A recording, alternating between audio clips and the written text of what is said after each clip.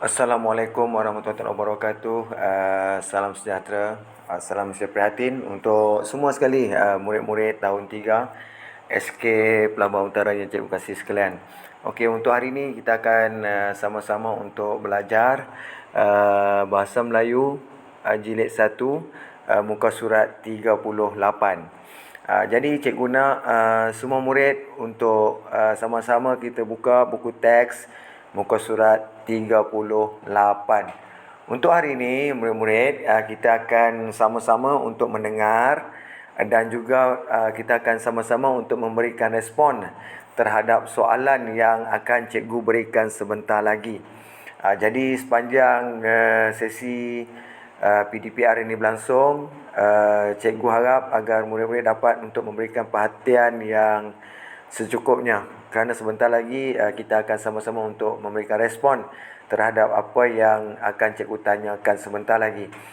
Sebelum itu, cikgu nak kita sama-sama untuk membaca. Okey, kita nak sama-sama membaca petikan yang terdapat pada muka surat 38 ini. Okey, tajuknya adalah gejala taun. Okey, gejala taun. Taun antara penyakit utama bawaan air dan makanan yang tercemar. Penyakit taun lebih mudah merebak di kawasan tercemar yang tidak mempunyai bekalan air bersih dan tiada kemudahan tandas yang sempurna. Mereka yang dijangkiti taun akan mengalami cirit-birit. Jika mengalami cirit-birit, minum banyak air bersih dan air garam, larutan rehidrasi oral. Jika cirit-birit berterusan lebih daripada 48 jam dan individu tidak mampu untuk minum, segera mendapatkan rawatan. Gejala yang teruk boleh membawa maut. Elakkan taun dengan penjagaan kebersihan dan kesihatan. Okey, murid-murid, tadi kita dah sama-sama membaca petikan berkenaan dengan gejala. Gejala apa, murid-murid? Gejala taun. Okey, taun ini merupakan sejenis penyakit. Okey, sejenis penyakit yang berpunca dari mana? Dari bawaan air dan makanan yang tercemar. Maksudnya sekiranya kita minum air yang tidak dimasak, kemungkinan besar kita boleh dijangkiti penyakit taun. Okey, penyakit taun ni lebih mudah merebak di kawasan yang tercemar, yang tidak mempunyai bekalan air bersih dan tiada kemudahan tandas yang sempurna. Okey, kebiasaannya untuk manusia yang normal macam kita perlulah untuk meminum air yang dimasak terlebih dahulu ataupun minum air yang ditapis. Okey, seperti air mineral dan sebagainya. Kita tak boleh terus minum air paip seperti mana ada juga kawan-kawan kita yang minum air paip. Tak boleh. Sebab air paip akan menyebabkan penyakit. Sebab air paip ni merupakan air yang tidak dirawat. Okey, sekiranya kita mengalami cirit-birit, okey, minum air bersih dan air garam. Okey, sekiranya kita mengalami cirit-birit, kita perlulah minum air bersih dan air garam. Okey, cirit-birit merupakan kesan-kesan sekiranya kita dijangkiti penyakit taun. Okey, cirit-birit. Murid tahu kan cirit-birit tu macam mana? Okey, sekiranya cirit-birit itu berterusan lebih daripada 48 jam ataupun 2 hari dan individu tidak mampu untuk minum, segera dapatkan rawatan. Okey, rawatan sama ada di klinik ataupun di hospital. Okey. Gejala yang teruk melalui taun ini boleh menyebabkan maut. Boleh menyebabkan kematian.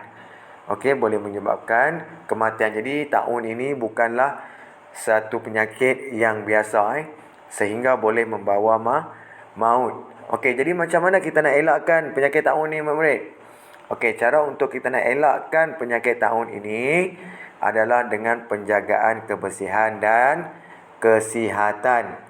Okey, maksudnya seperti mana cikgu cakap tadi, kita perlu minum air yang telah dimasak terlebih dahulu, ataupun minum air bertapis, ataupun air mineral, dan juga kebersihan diri sendiri. Kuku jangan terlalu kotor, jangan panjang, rambut perlu disikat dengan rapi, dengan kemas dan sebagainya. Jadi murid-murid, untuk hari ini cikgu nak kita sama-sama untuk memberikan respon terhadap soalan yang akan cikgu berikan sebentar lagi. Okey, di bawah ini dapat kita lihat perbualan.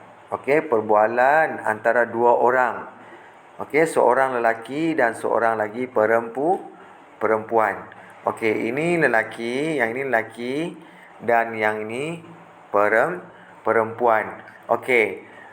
Sahabat perempuan ini bertanyakan soalan kepada sahabat lelaki. Okey, soalan yang pertama yang perlu kita tengok adalah apakah punca penyakit taun?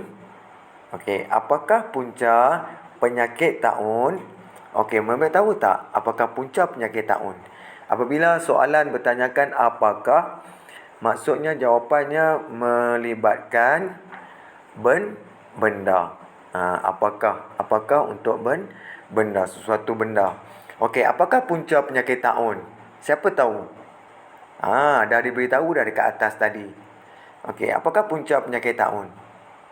Macam mana kita nak jawab soalan ini? Macam mana kita nak respon tentang soalan ini?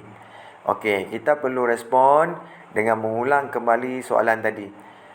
Okey, soalan ditanya apakah punca penyakit taun.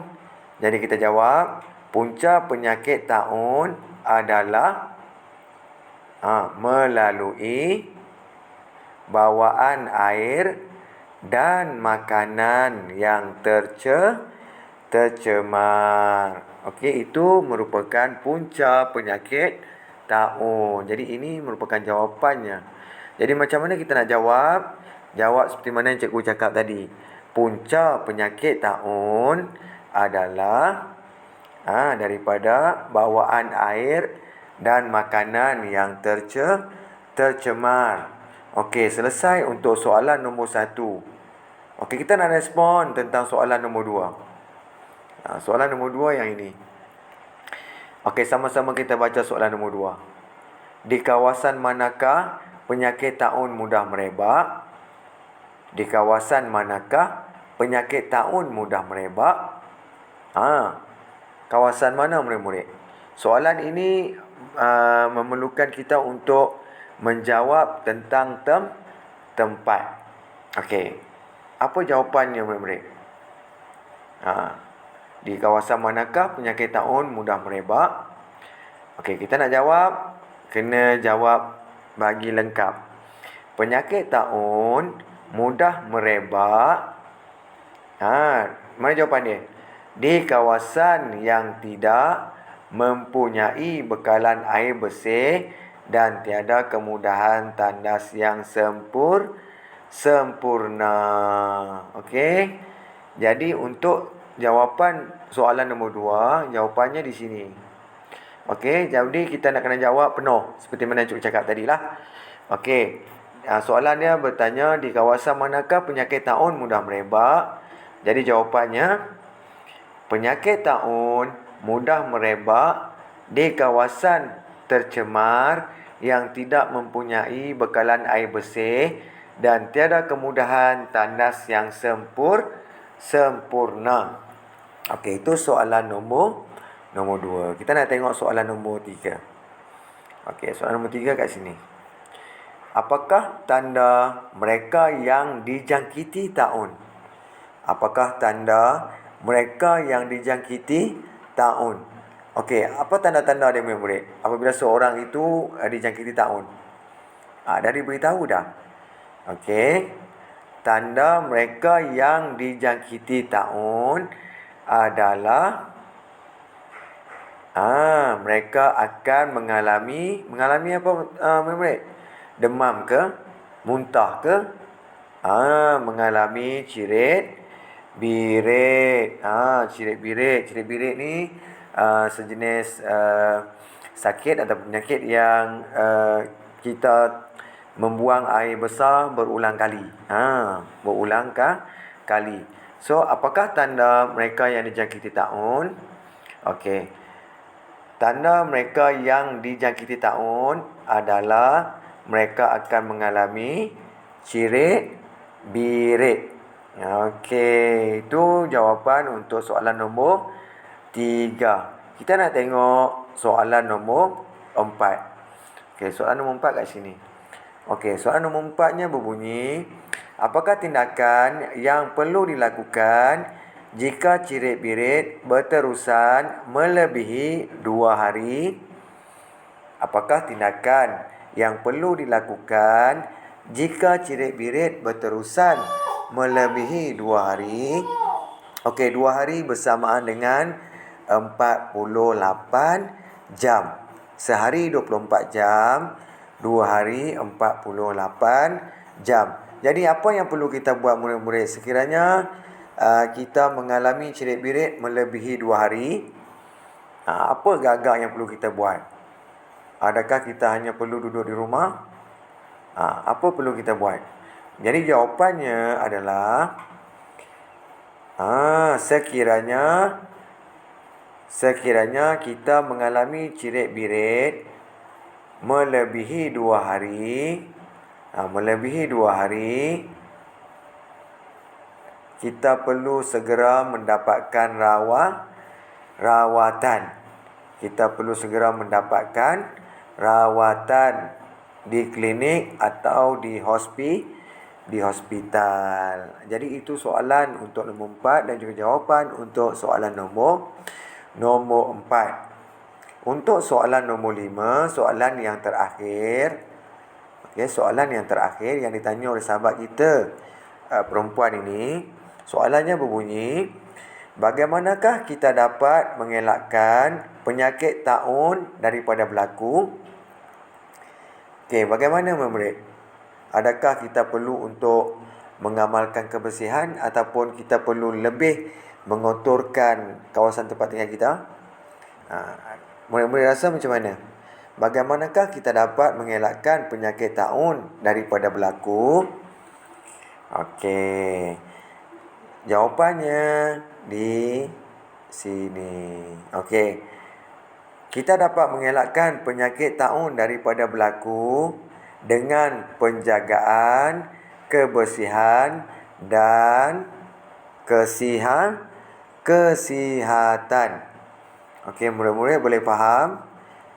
Bagaimanakah kita dapat mengelakkan penyakit taun daripada berlaku? Kita dapat mengelakkan penyakit taun daripada berlaku dengan penjagaan kebersihan dan kesihatan.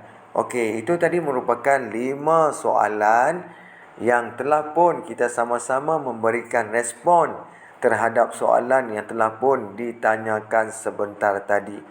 Murid-murid kena ingat, apabila kita ingin menjawab sesuatu soalan, perlulah kita menjawab soalan itu dengan lengkap. Sebagai contohnya, cikgu nak ulang kembali soalan nombor 1 tadi. Soalannya, apakah punca penyakit taun? Apakah punca penyakit taun? Kita perlu menjawab dengan mengambil ayat ini.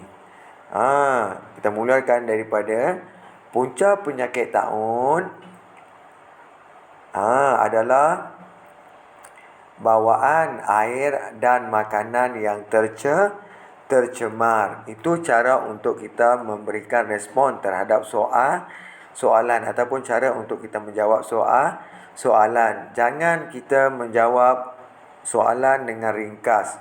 Contohnya, apakah punca penyakit taun? Jangan kita jawab bawaan air dan makanan yang tercemar. Jawapan betul, tapi cara menjawabnya salah. Jadi kita perlu menjawab sesuatu soalan dengan lengkap. Contoh yang selain daripada respon daripada petikan ini, contoh soalan yang lain yang perlu kita jawab dengan penuh. Contohnya, siapakah nama kamu? Siapakah nama kamu? Macam mana kita nak jawab? Kita perlulah menjawab dengan penuh, dengan lengkap. Nama saya ialah